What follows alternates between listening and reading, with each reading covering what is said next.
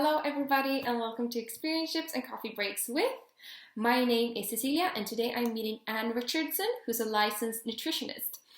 She actually started off her career in PR, but during a hiking trip to Canada, she decided to change career paths. So today she is helping people to learn how to eat again, which is such an incredible purpose. So if you are looking to explore career nutrition, join me and Anne for a coffee break. I can't wait to meet her, so go get your coffee and let's get chatting. Hello Anne, welcome to Hi. Hi, nice to meet you. Nice to meet Thanks you. for having me. Oh, my pleasure. My pleasure. How are you doing? Yeah, I'm good. I'm at home with the kids and everyone, but we're doing okay. Thank you. Well, that's great. That's great to hear. There are some difficult times right now. Just adjusting. Yeah. So It's strange, but it's okay. That's cool. Yeah. That's awesome. So you work in nutrition, and I'm super intrigued by your profession. So if you don't mind starting telling a bit about yourself and what you do, that would be awesome. Okay. So I'm Anne Richardson and I'm a registered nutritional therapy practitioner, which sounds like a mouthful, but that's the title. I run a little business called Crunch Nutrition. And I do nutrition, but I sort of, my main area of interest is disordered eating. So it means that I see people with eating disorders, diagnosed eating disorders. And I also see people who don't have a diagnosed eating disorder, but whose eating has become disordered. So they are a little bit funny with food, they have funny rules. And worries. And I also see people who clinically need to lose weight. So I don't really take on people if they call me up and say I'm going on a holiday in 2 weeks' time and I need to trim up for my bikini. I'm not your girl for that. It's not really my thing. So people who are maybe really obese or super morbidly obese, as we say it, and you need to lose weight for their health, I will help them with that. So basically what I do is that I teach people how to eat again. Okay. Wow. Essentially. It's big words. And really important. Really important. Yeah, it's basic. I mean, eating is one of the things that we have to do. So, if you get that wrong, everything goes wrong. So Yeah. Okay, thank you so much. Cool. So what is the best thing about being a nutritionist? So the best thing about my job is that it's very rewarding. You get to help people. Actually, you get to change lives. It's amazing when you hear from clients after a few years and they no longer eat pot noodles in their car for lunch, but now they are brewing their own kombucha, and that's pretty cool.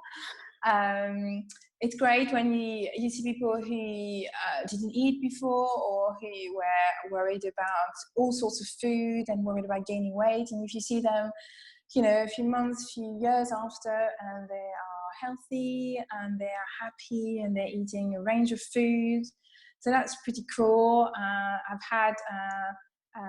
There have been a few babies and marriage proposals over the years through people changing their diets, and that's really special.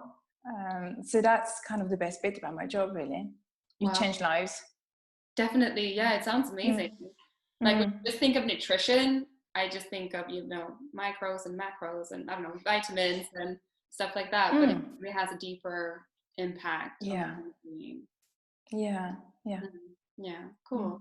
So did you find it difficult to pursue a career in nutrition? Or was it an easy choice for you? Yes and no. I think I've always been interested in nutrition. But back then, when I thought about it, I must have been something like 16.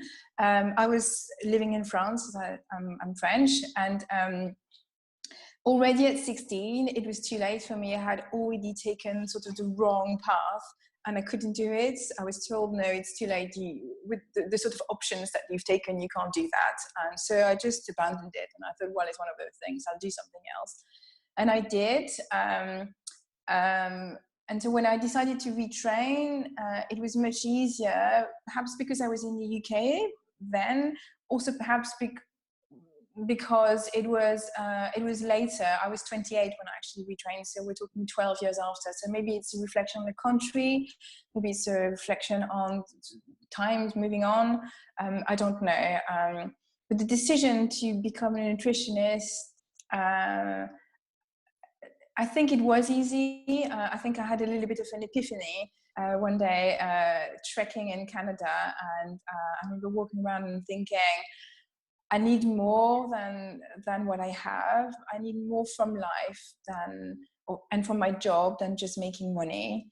So I need to change that. And literally I got back from Canada and I looked up courses, and a few weeks after I had started.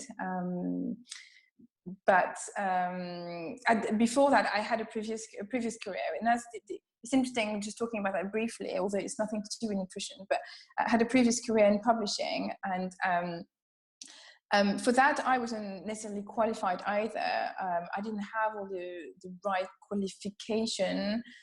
If I had been in France, I don't think I would have been able to work in publishing at the level that I did, but I was able to do that here because people just took me on, and through sheer hard work and just sort of perseverance, I kind of made it in the world of publishing, and it was a really cool career really, but eventually it just felt a little bit pointless. I needed a bit more, I was just selling stuff essentially, and traveling a lot, and I wanted something more rewarding, and that's why I decided nutrition was for me. So the process took a while for me to get back on the right road, but once I decided that I wanted to do it, it was very quick, because as I said, it took only a few weeks. Then the process of retraining took a bit more time. It took me 4 years, which is normal. I was just going to ask you how long. Yeah, it was 4 years. So the first year I was working full time. I was also pregnant, just to add to the burden. Yeah, I thought that's fine. It's fine. I can do this. So, but no, the first year was fairly easy. It was just a sort of like a foundation degree. So it was sort of like a adjustment. So I had to take like chemistry, physiology, biology. I had to resit that because obviously it had been a while. I was 28. It had been a while I had done all of those things. So I needed to sort of do an extra year just to bring me back to level. And after that, it was 3 years of going to college, but it was what they call it part-time, in that I wasn't going to college every day. I was only going once a month, but it was really condensed. So I would have, I think it was something like 14 or 16 hours in a weekend. So I would have 2 hours of tutorial and then 2 full days of lectures. And then every day you had to work at home. So it was very much self-directed, sort of, they say 20 hours. Remotely or? Yeah, it was remotely. I mean, at the time I lived in London. So to go to college, you had to actually go there physically.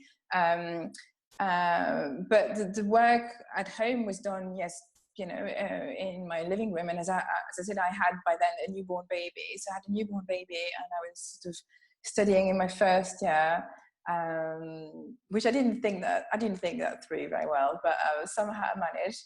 I did think, oh, it's fine, the baby's going to sleep, and then I'll study. That's just what's the problem. I like a plan, you see. So I just thought, the baby will sleep between that time and that time, and then I'll work, and then it will be well.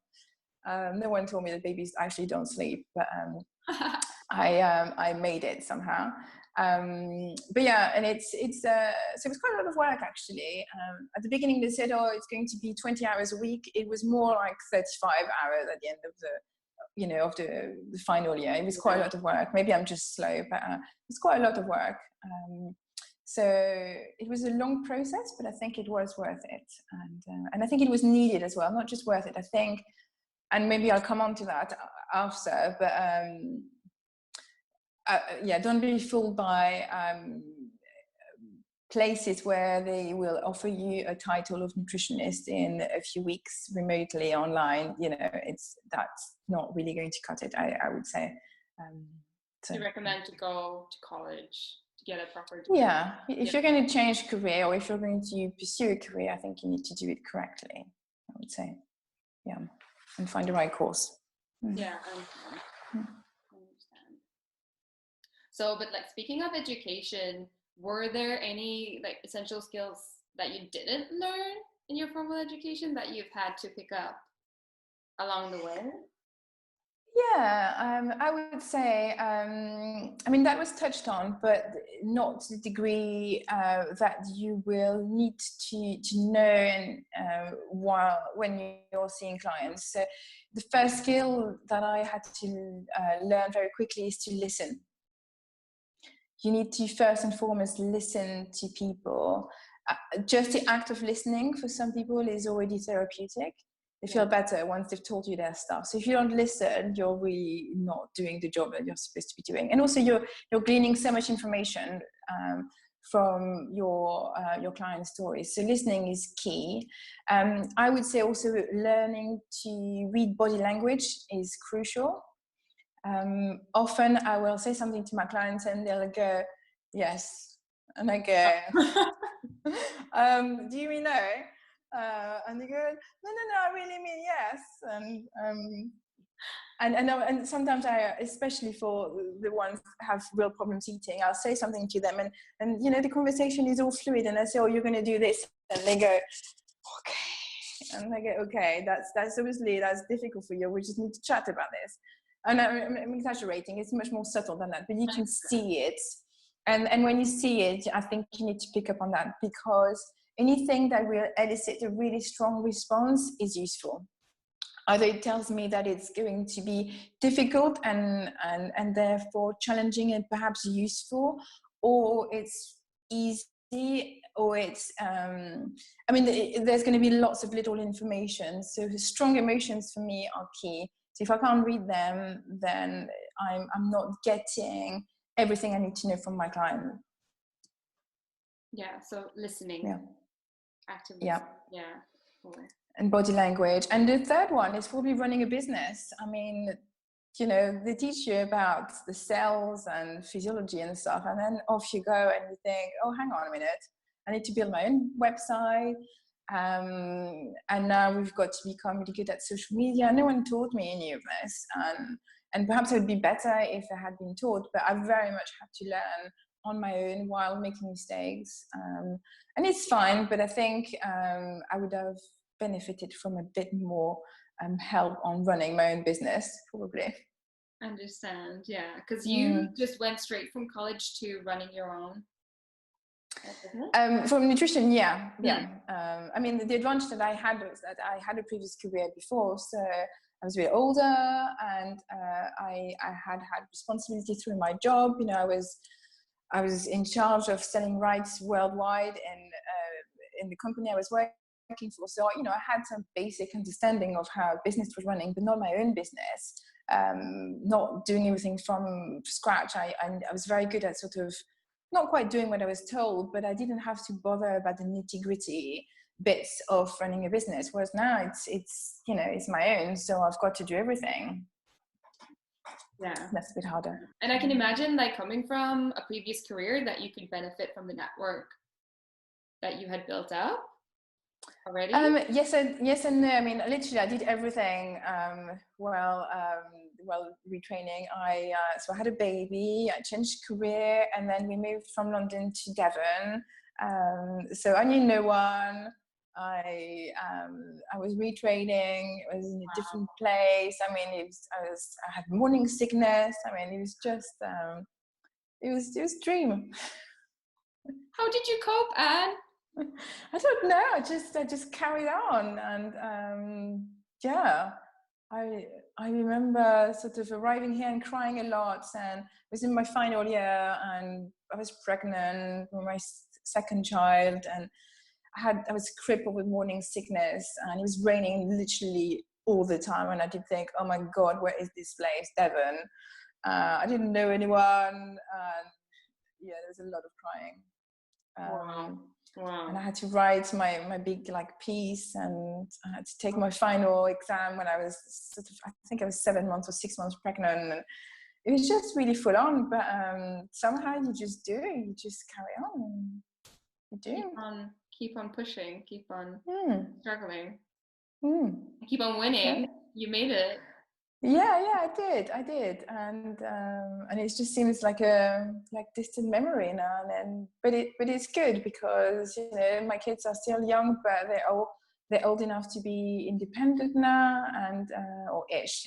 The youngest one is 7, but I'm glad I've done that. I didn't wait to have.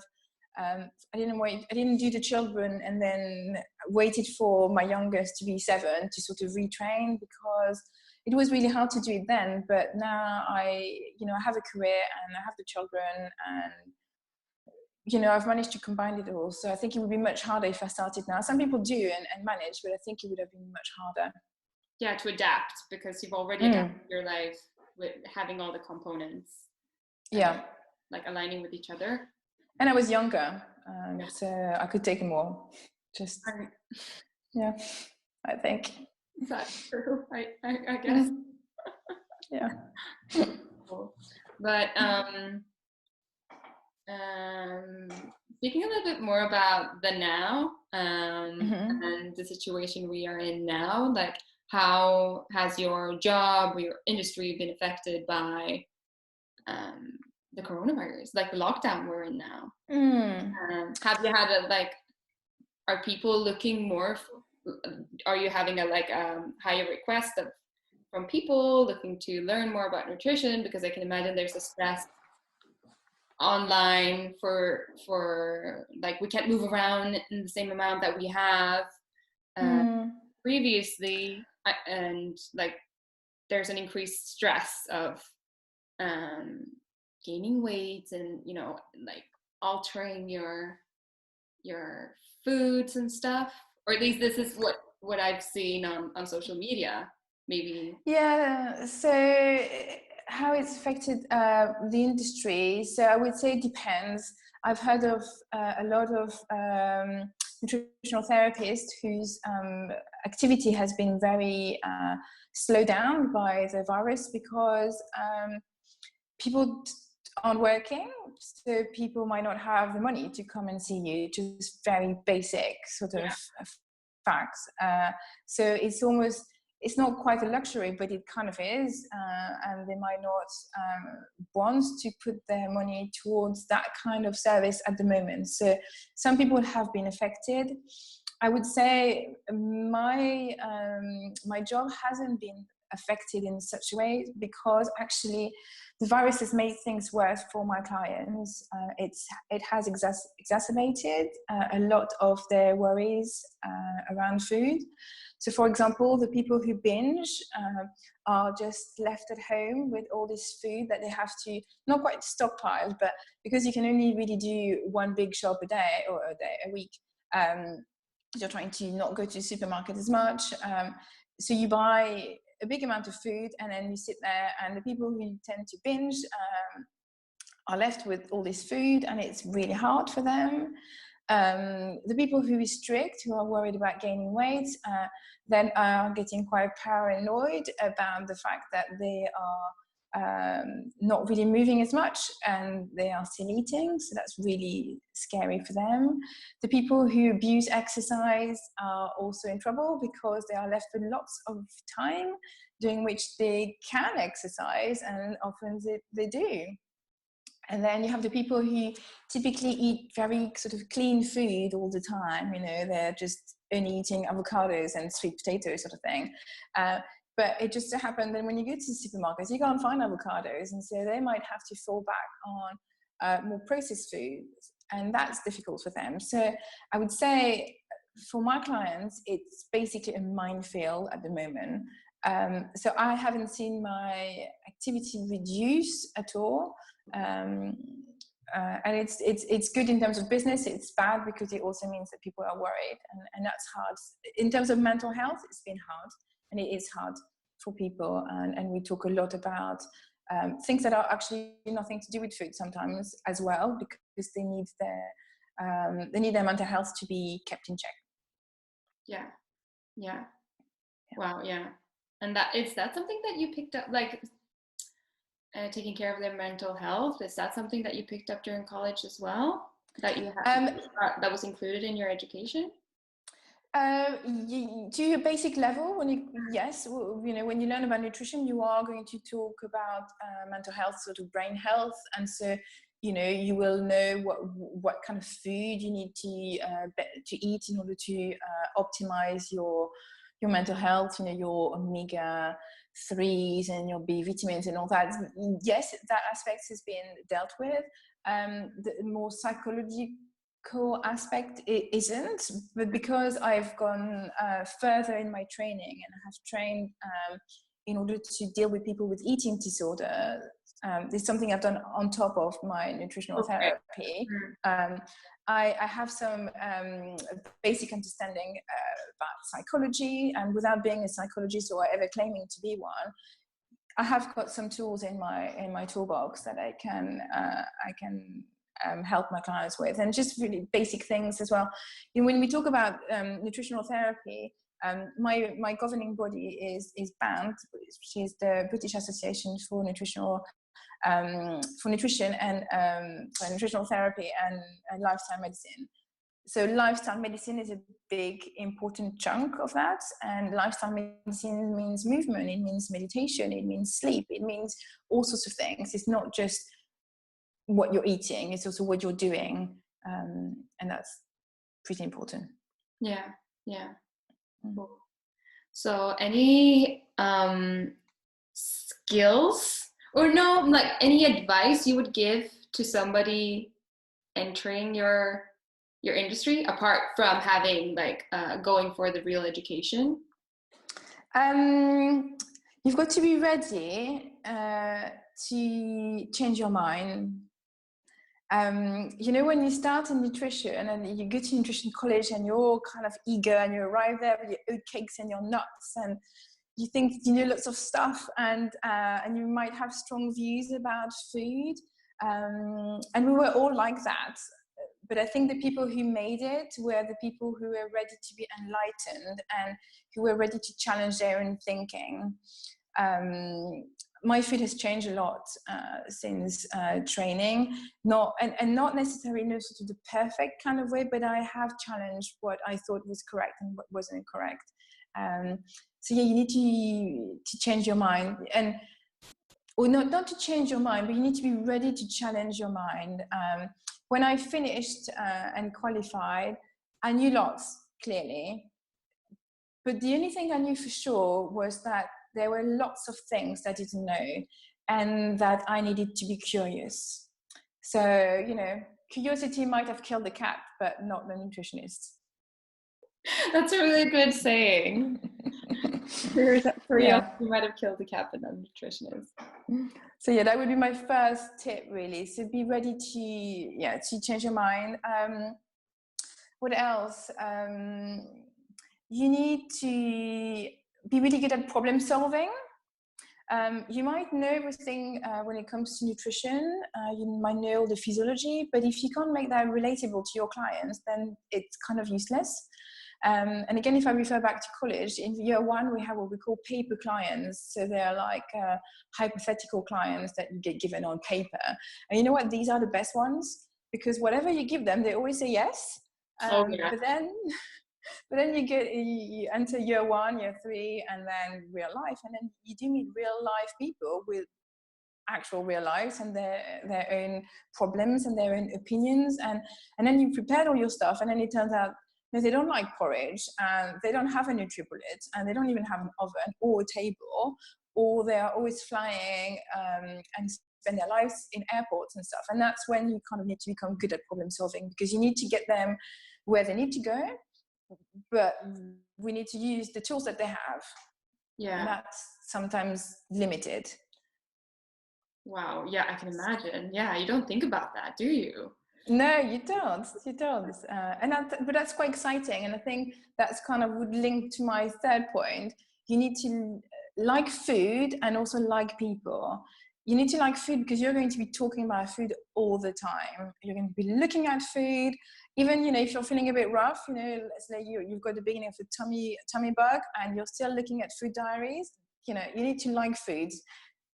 It's really important. And you need to like people as well with all their quirks, because people are very different, and you need to be able to deal with that, and you need to understand them to really relate to them in order to help them. And again, at college, I remember a lecturer said to us that in order to understand our clients, it was like walking with them in their gardens. And I don't want to just know about your garden, that it's a back garden with a fence. I want to know about the size of your garden. I want to know the orientation of your garden. I want to know what flowers you have in your garden, what smells there are, what colors, what does it feel like when it's rained in your garden, where does the sun rise in the morning. And it all sounds a little bit hippie, but what I mean by that is that I need to be able to walk in my clients' shoes in order to help them. And in order to do that, I need to be interested in people. If I'm not interested in people or food, then nutrition is not your career to pursue, I think. Perfect. Great. So walking backwards from that, like liking people, or be ready to get to know people, and be curious and ready to be enlightened. Yeah. That's really And liking food. And liking food. Yes. Amazing. And I asked you as well to list like 3 resources that you would like to share with us for anybody looking to explore your industry. If you just want to mention them, and then I'll put them in the description in the video as well. Okay. Just do you want like advice on starting nutrition, or if you wanted to pursue nutrition, or just those like 3 resources? If you have them on nutrition, that would be awesome. Otherwise, if you have any other resources you would like to share, then maybe around building a business as well. Okay. Well, I just wanted to quickly mention sort of the career things I mentioned earlier. Yes, finding the right course. I just want to go over that a little bit, because it's important, I think. I see a lot of people who are nutritionists or certified nutritionists or qualified nutritionists, and I'm not here to sort of diss anyone or anything like that, but just I would say, if you're to pursue a career in nutrition, just be careful about those kinds of courses which might not give you what you're really looking for. Often they're quite short courses, they're online, they don't really give you any sort of clinical experience, in that you don't get to understand how you deal with people on a one-to-one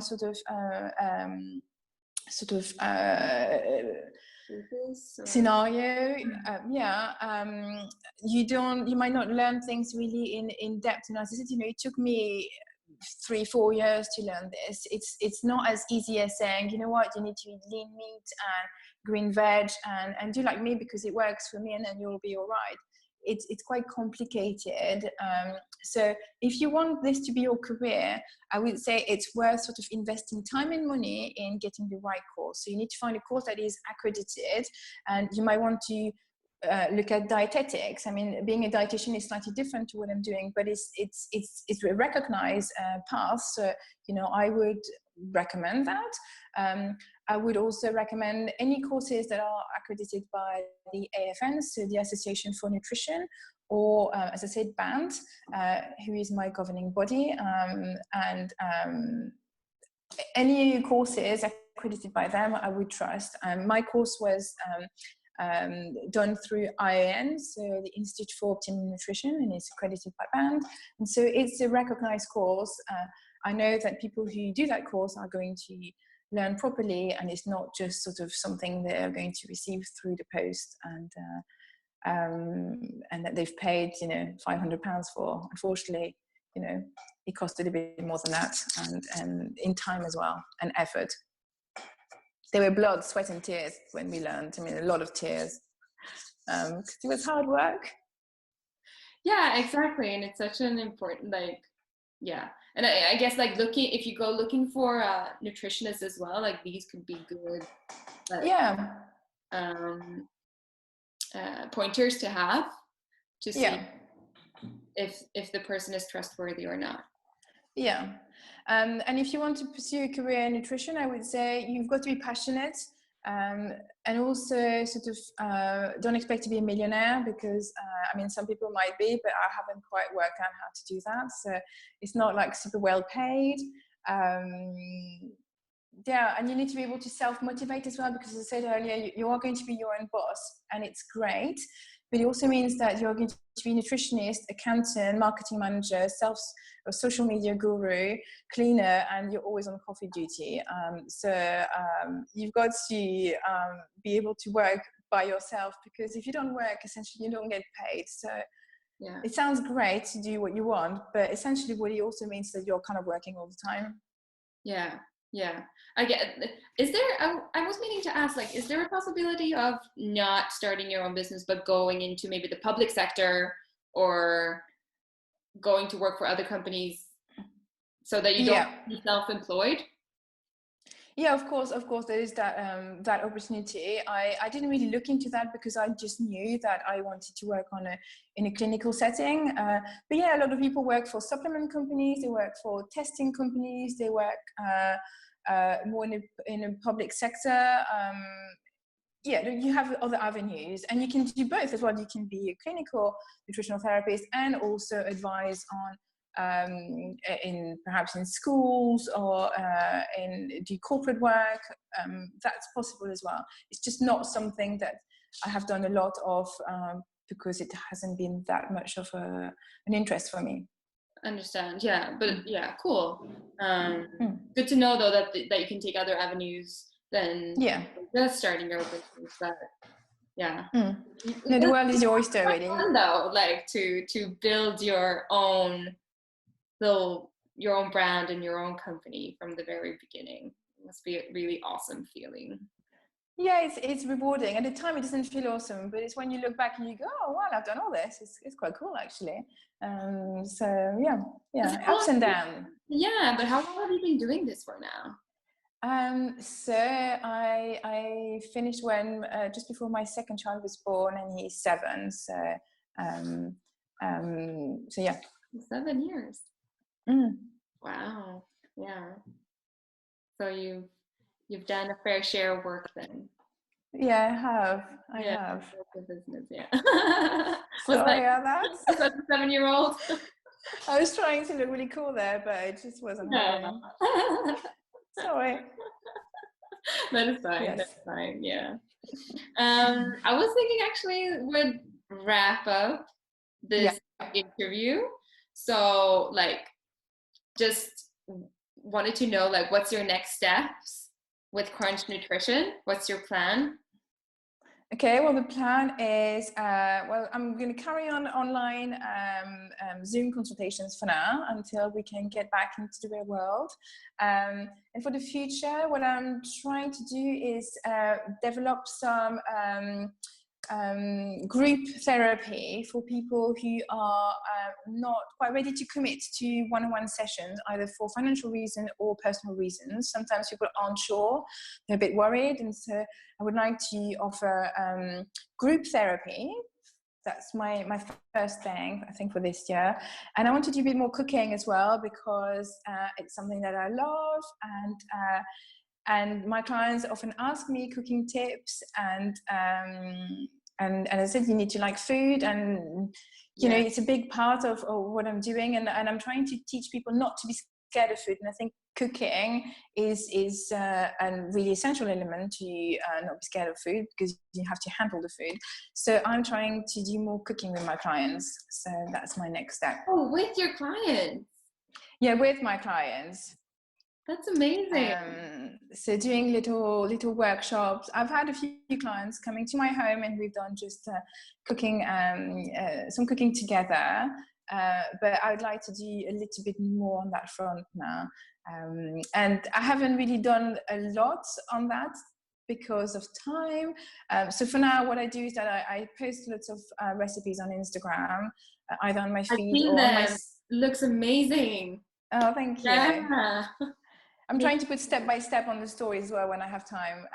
So I'm doing more of that, especially now during the lockdown, because people are asking for recipes. So I'm putting some more out there. So yeah, cooking is going to be the next thing, I think, for me. Amazing. Sounds awesome. Mm. Sounds awesome. So if we would like to get in touch with you, Anne, where can we find you? So you can find me on Instagram. It's at Crunch Nutrition. And you can also find me on my website, I suppose, which is also www.crunchnutrition.co.uk. Okay. You could drop me an email at anne@crunchnutrition.co.uk. Yeah, lots of ways of getting in touch with me. But I'm mostly on Instagram. You won't really find me on Facebook or on Twitter, but Instagram is where I live. Perfect. Amazing. Well, thank you so much for your time, Anne. No, you're welcome. It was really lovely speaking to you. Thank you for having me. Likewise, yeah.